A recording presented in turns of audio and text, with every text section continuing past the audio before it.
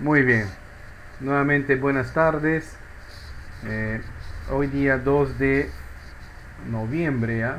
2 de noviembre del 2020.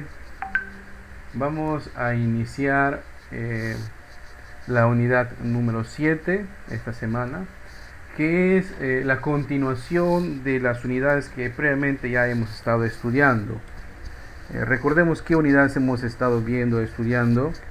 Bueno, hemos estado estudiando pues las razones y las proporciones, ¿verdad? Razones y proporciones.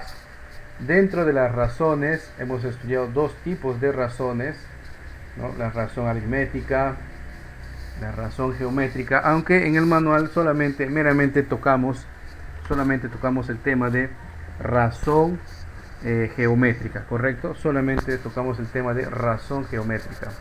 Y en base a la razón geométrica ya podemos nosotros, o hemos determinado las proporciones, la proporción geométrica, ¿no? Que es una comparación, es una igualdad entre dos razones. Y eso nos lleva mucho a recordar el tema de fracciones también, porque lo representamos así, en modo de fracciones. Muy bien.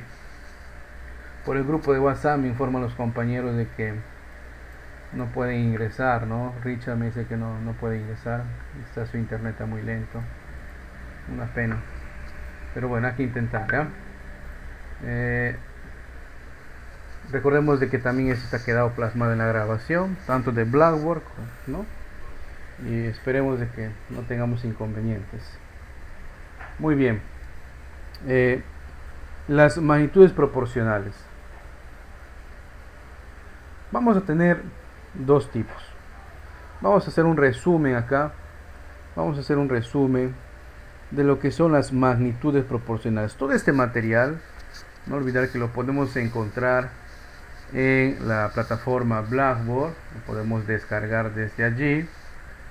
Y también les voy a compartir en el grupo de WhatsApp que nosotros tenemos estos archivos, los mismos que vamos a ir referenciando. ¿Okay? En esta parte teórica,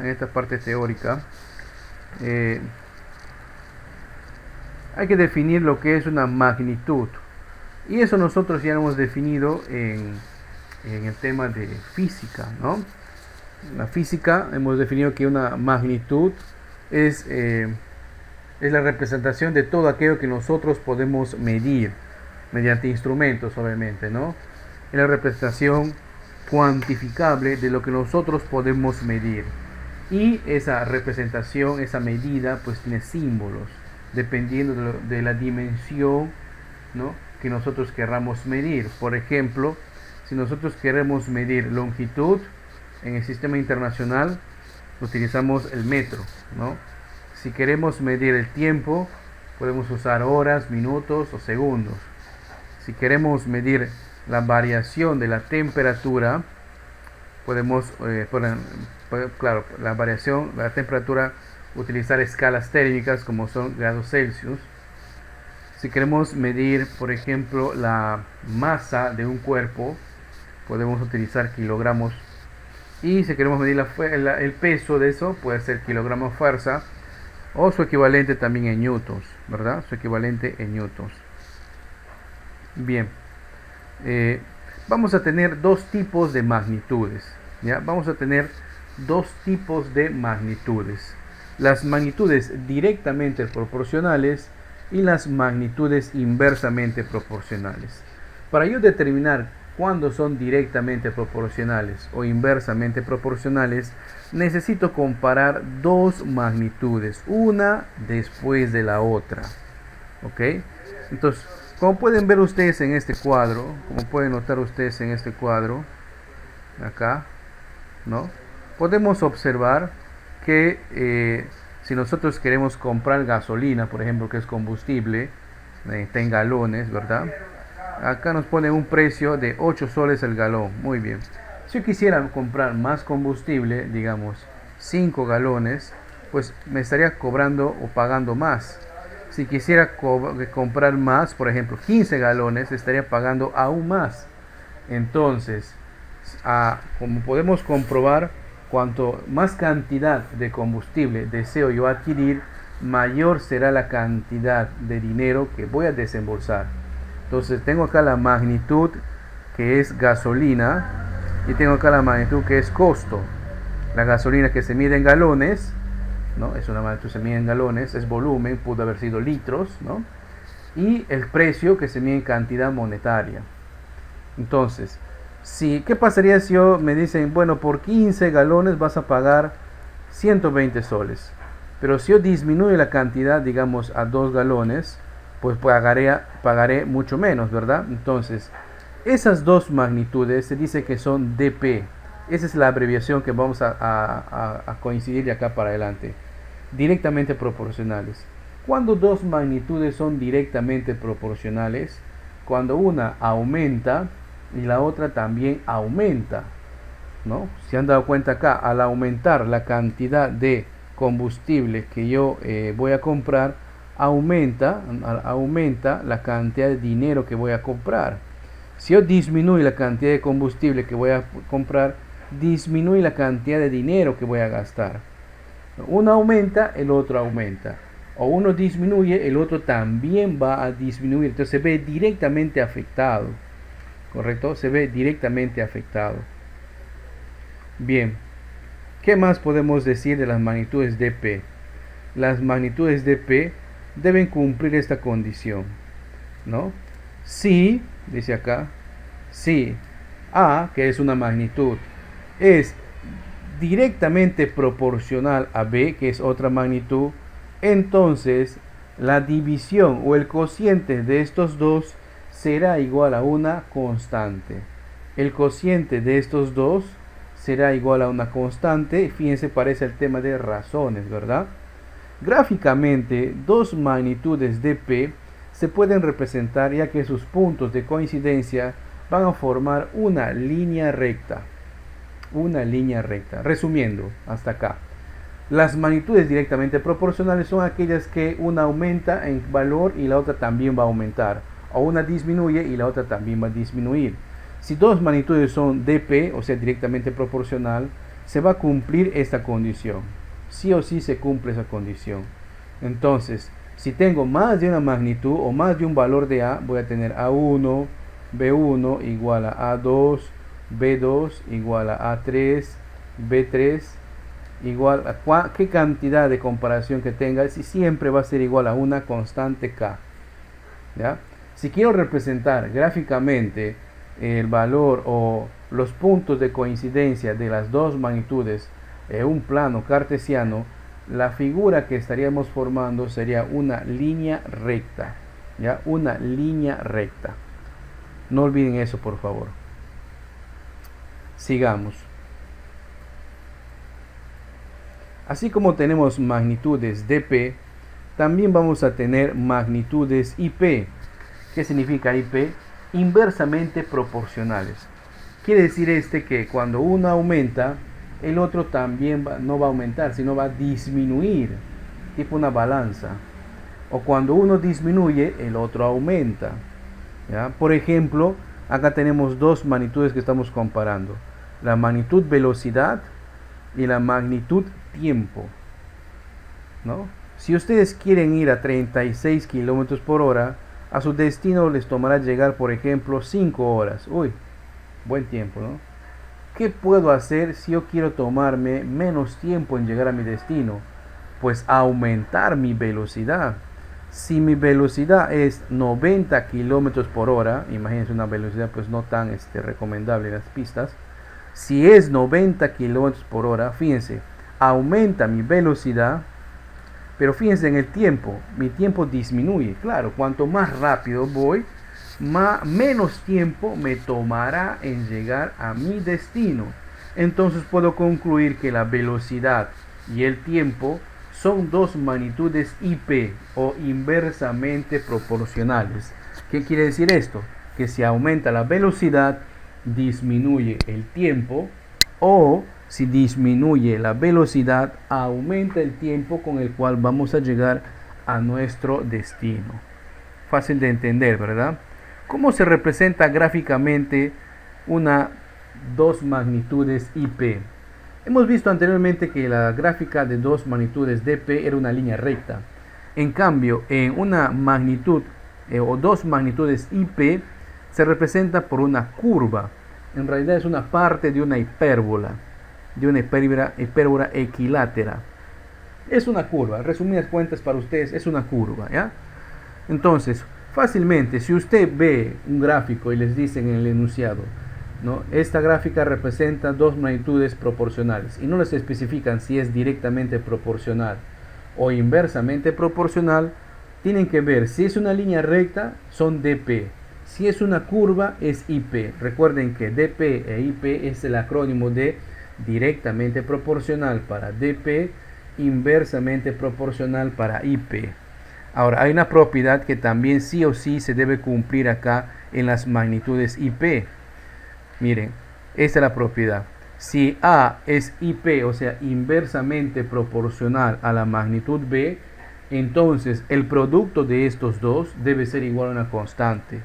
Generalizando, podemos decir que si tendríamos muchos valores para A, tendríamos A1 por B1 sería igual a A2 por B2, que sería igual a A3 por B3, ¿no?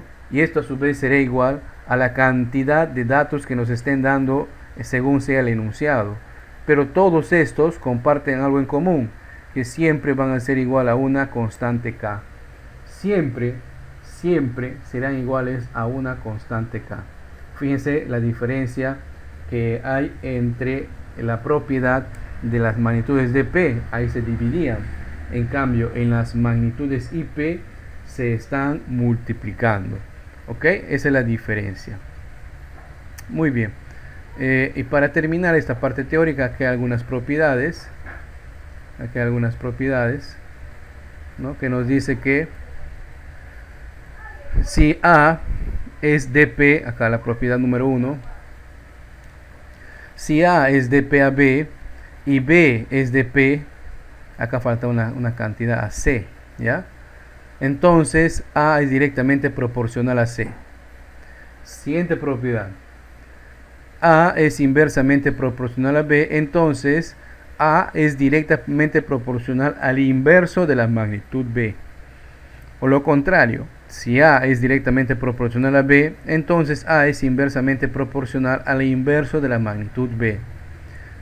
No se compliquen si de repente en este momento no le están viendo el sentido de las propiedades. Les estoy simplemente leyendo para que más adelante podamos aplicarlo, ¿ya? Vamos a ir aplicando de acuerdo a los casos. Tercera propiedad que nos dice es que si A es directamente proporcional a B, ¿no? Donde C es una constante, y A es directamente proporcional a C, donde B es una constante, entonces podemos decir que A dividido entre B por C es igual a una constante K. Y el último es prácticamente parecido al anterior, pero se trata de IP. Si tengo que A es inversamente proporcional a B y A es inversamente proporcional a C, entonces el producto de esos tres será también igual a una constante. Bien, acá el ejemplo de algunas magnitudes proporcionales, ¿correcto? Y para no estar más adelante de repente debatiendo. El número de obreros o el número de trabajadores respecto a la obra, ¿correcto? Aquí estamos comparando entonces magnitud, voy a ponerle mg1 y mg2 de magnitud 1, magnitud 2. En el lado izquierdo está la magnitud 1, en el lado derecho está la magnitud número 2. En el lado izquierdo entonces tenemos el número de obreros, la cantidad de trabajadores, el número de personas que vas a contratar, como decía que usted lo puede nombrar o encontrar en los enunciados. Nos dice que es directamente proporcional ¿a qué? A la obra, a la chamba, al trabajo, lo que van a hacer. Entonces, si van a tener mucho trabajo, mucha obra, mucha chamba, como lo pueden decir ustedes, van a tener que contratar más trabajadores, más obreros, más empleados. ¿Se entiende, verdad? Pero en cambio, si la obra es muy pequeña, es corta, es muy menos tediosa, si es menos chamba, entonces vamos a contratar menos trabajadores, no vamos a necesitar más. Por eso que el número de trabajadores está directamente relacionado, o podemos decir que es directamente proporcional a la cantidad de la obra. Vamos al siguiente.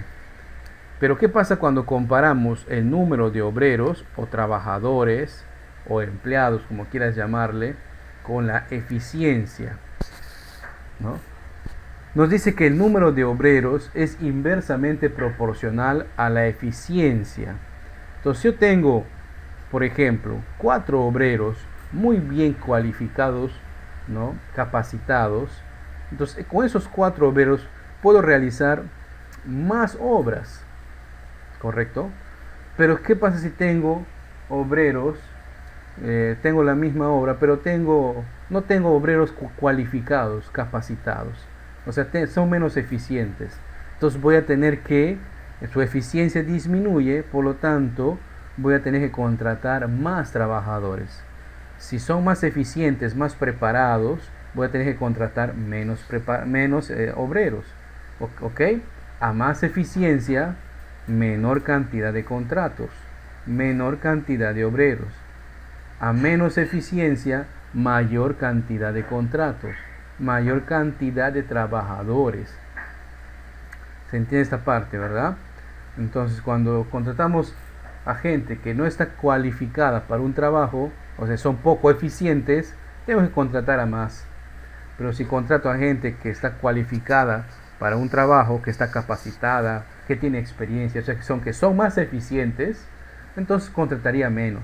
Entonces podemos decir que el número de obreros y la eficiencia, que son magnitudes, son inversamente proporcionales. Ya hemos visto, uno aumenta, el otro disminuye o viceversa. Veamos el siguiente. El número de obreros con el número de días. Nos dice que son IP o inversamente proporcionales. ¿Por qué son inversamente proporcionales? El número de obreros, ¿por qué son inversamente proporcionales al número de días? Si yo quiero trabajar y quiero terminar una obra, digamos, un tiempo determinado, ponle pues un mes, 30 días, voy a contratar una cierta cantidad de obreros, ¿correcto? ¿Qué pasaría si quiero terminar la chamba en menos tiempo? Si quiero terminar el trabajo en menos tiempo, o sea, disminuir el número de días que me va a tomar hacer ese trabajo, necesito pues contratar más mano de obra, más trabajadores, más obreros. Disminuye los días que va a durar la obra, pero voy a tener que contratar más obreros. O por el contrario, si por ahí aumenta el número de días, voy a tener que rescindir a menos trabajadores. Uno aumenta, el otro disminuye. Por eso es IP o inversamente proporcionales. Comparemos el siguiente. El número de obreros nos dice que es directamente proporcional a la dificultad de un trabajo. Si un trabajo es muy complicado de hacer, voy a necesitar pues más trabajadores. Si un trabajo es menos complicado de hacer, requiere menos riesgo, tiene menos dificultad de hacer, pues voy a necesitar menos trabajadores. No es igual pues pintar una pared de 1 metro de altura, imagínense una pared de 1 metro de altura, que una pared pues de 3 metros de altura. Entonces si tengo el primer caso no es muy dificultoso, contrato 1 o 2 suficiente, ¿no? Para terminar rápido. Pero en el segundo caso voy a tener que contratar más, porque voy a tener que contratar los auxiliares que van a estar alcanzando la pintura, el de seguridad que va a estar ahí cogiendo la escalera. Entonces, a mayor dificultad, más más trabajadores debo contratar, directamente proporcionales. Vamos en el siguiente. Fíjense que en estos casos estamos comparando, casi todos son el número de trabajadores. Número de obreros pone ahí. Bien, el número de obreros es inversamente proporcional. El número de obreros es inversamente proporcional a las horas diarias de trabajo. Horas diarias, en realidad se escribe así, horas diarias, es una magnitud de velocidad. ¿Ya? Es una magnitud de velocidad. ¿Ok? Para que no genere confusiones, que no confundan con horas trabajadas. ¿Ya? El número de obreros es inversamente proporcional a la velocidad o las horas de trabajo. Por ejemplo, si ustedes van a trabajar solamente 8 horas diarias, van a necesitar una cantidad de trabajadores, ¿correcto? Pero si van a trabajar menos horas diarias, digamos 5 horas diarias, pues para terminar la misma chamba van a tener que contratar más obreros. Entonces, a menos horas de viaje o a menos horas de trabajo, a menos velocidad, más cantidad de obreros. ¿Qué pasaría si mis horas de trabajo serían 24 horas de trabajo continuo? Pues disminuyera mi cantidad de obreros que voy a contratar.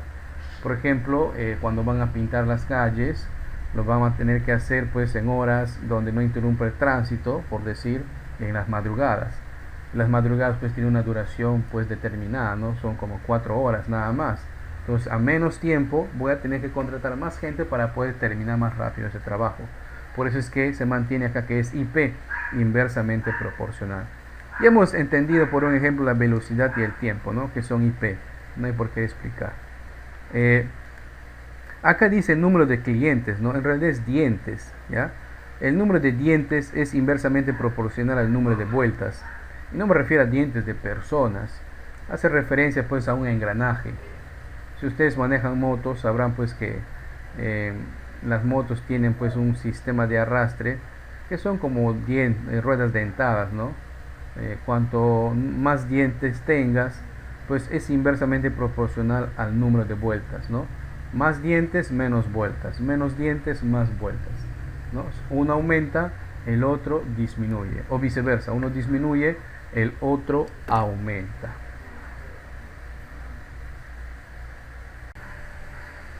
Bien, ¿no? Estos son los ejercicios, no olviden del libro de trabajo, ¿ok? Del libro de trabajo. Tenemos otro pool de ejercicios que pertenecen a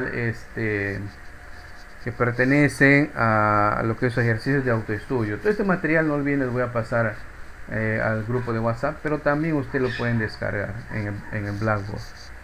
Bien, nos dice acá, determine usted si cada par de magnitudes son, ¿no?, dos puntos, directamente proporcionales dP o inversamente proporcionales IP, según corresponda, ¿no? Según corresponda.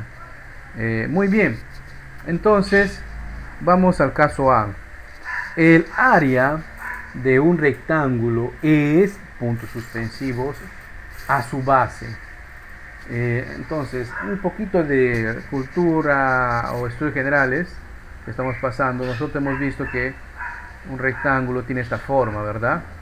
El área entonces de un rectángulo, es igual a el producto de la base por su altura, ¿no? Es el producto de la base por su altura, el área de un rectángulo, ¿no? Entonces, si nosotros aumentáramos el tamaño del área, miren, si nosotros aumentáramos el tamaño de la base, perdón, o sea, duplicáramos el tamaño, ¿no? Tendría acá base y altura. Entonces su área, ¿no? Esta base sería 2 veces la base más pequeña. Vamos a poner base 2. Entonces, ¿qué pasaría? Se duplica, ¿verdad? El área se duplica. Entonces, cuando la base de un rectángulo aumenta, ¿no? Aumenta también su área. ¿Y qué pasa si le hago más chiquitito? ¿Qué pasa si le hago más chiquitito? Ahí está.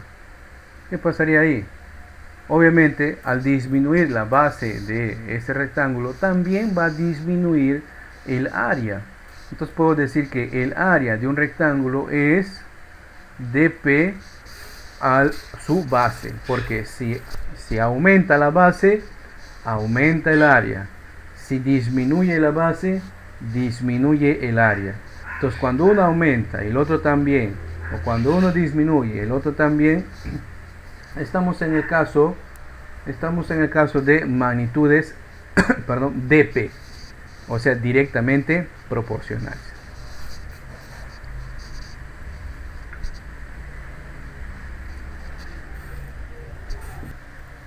Vamos al siguiente caso. En el caso B, nos dice la longitud L de una circunferencia es, puntos suspensivos, a su diámetro, o sea, 2R.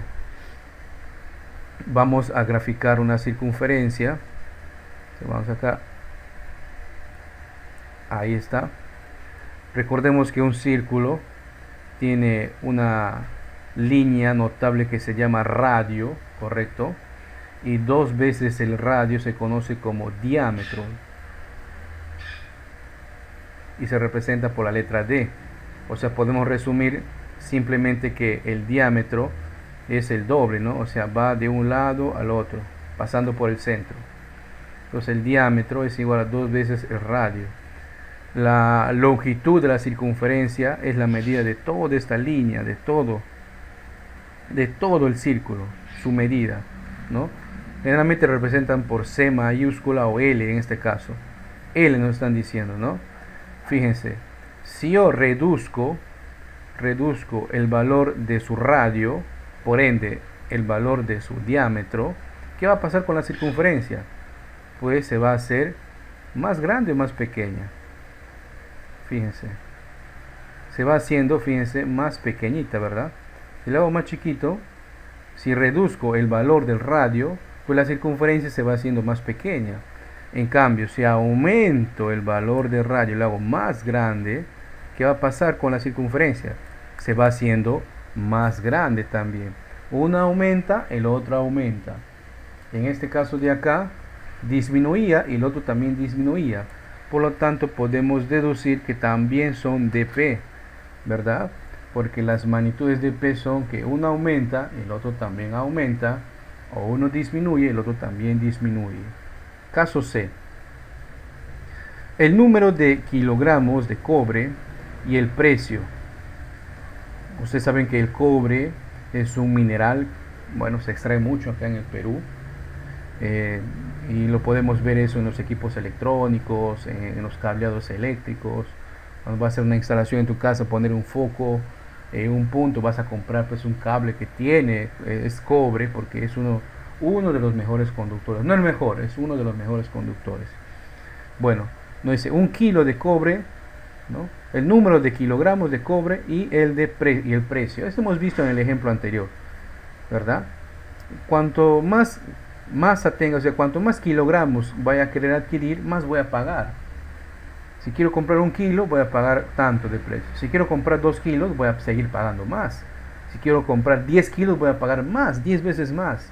Por lo tanto, si uno aumenta, el otro también está aumentando. Son magnitudes también de P. No hay mucho análisis que hacer realmente ahí. Vamos a pasar a lo siguiente. Dice, las magnitudes, las longitudes de las dos, es decir, los dos diagonales de un rombo, ¿no? De los dos diagonales de un rombo con el área o superficie. A ver, por acá, un rombo, ¿no? Un rombo. Vamos a ver si me sale mi rombo acá. Ahí está, ahí tenemos un rombo, ¿correcto? La diferencia de un rombo con un cuadrado es de que sus diagonales no son iguales, ¿ya? Vamos a tener una diagonal mayor con una diagonal menor, ¿ya? Entonces, la longitud, nos dice acá en la D, las longitudes de las dos diagonales de un rombo con el área o superficie, ¿son dP o son IP? Pues para eso habría que ver también la fórmula. Vamos a apuntar por acá la fórmula del área de un rombo, ¿no? La fórmula del área de un rombo.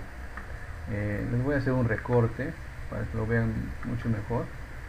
A mí el pulso a veces me falla. Aquí está. Un ratillo.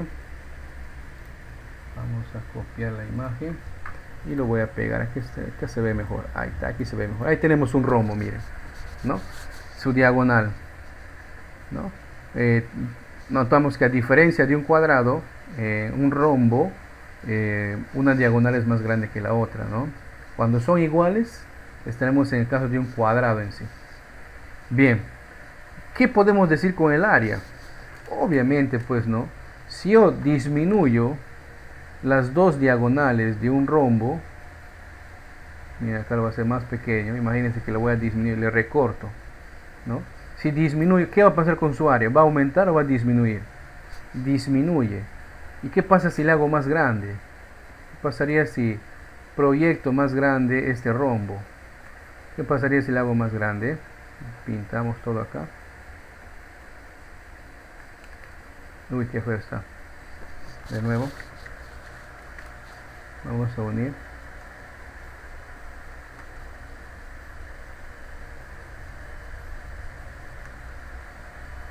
No, no me ayuda. A ver acá, último intento.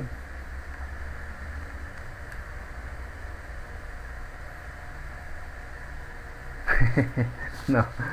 Bien, ¿qué pasaría entonces si hago más grande los diagonales? Pues también aumentarían. El típico caso de uno aumenta, el otro también, uno disminuye, el otro también. Entonces estamos en un caso de DP, directamente proporcional. Para terminar, el tiempo de duración de un trabajo y el número de trabajadores.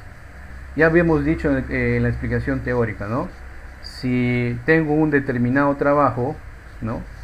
Tengo un determinado trabajo, por ejemplo, cultivar estas tierras, pues necesito un número de trabajadores, ¿no? Un número de trabajadores. Ahora, si quiero hacerlo más rápido, pues tengo que contratar más trabajadores. ¿Y para qué hacerlo más rápido? Para terminar en menos tiempo.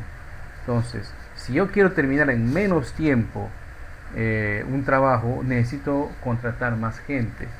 Pero si por el contrario no hay presupuesto para contratar más gente, entonces tengo que aumentar el tiempo y disminuir. Uno aumenta, el otro disminuye.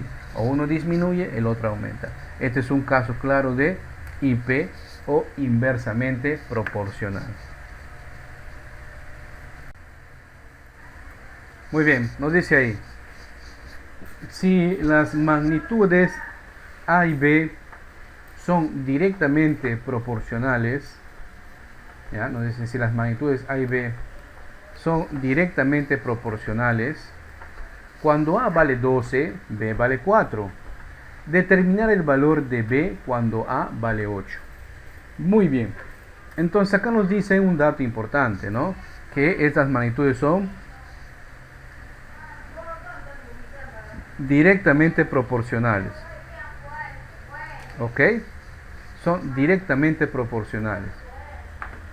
Entonces, si son directamente proporcionales y si nosotros hemos estado atentos, hemos determinado que si la magnitud A es dP a la magnitud B, podemos concluir que A entre B es igual a una constante K. Si tengo, en este caso hay dos valores para A, entonces voy a tener A1 entre B1 es igual a A2 entre B2. Entonces, ¿cuáles son esos valores A1? Nos dice en el enunciado, ¿verdad? Nos dice que cuando A vale 12, este será pues A1, B1 vale 4. Me piden determinar el valor de B2 cuando A2 es igual a 8. ¿Correcto? Cuando A es igual a 8. Entonces acá reemplazo los datos. Ya tengo el valor de A1, que es 12. El valor de B1, que es 4. Igual al valor de A2, que es 8. Entre el valor de B2, que voy a calcular. Entonces acá, como ya tengo una ecuación de primer grado, ¿correcto? Una ecuación de primer grado. Ese B2 pasaría a multiplicar y este 4 de esta manera, ¿verdad? Entonces tendría acá, puedo reducir, mitad de 4 es 2, mitad de 2 es 6, mitad de 2 es 1, mitad de 6 es 3, ¿no? Entonces acá tendríamos el valor de B2 es igual a 8 por 1 8 entre 3, 8 tercios, ¿verdad? El valor de B sería 8 tercios. En este caso, la alternativa, justamente la alternativa B.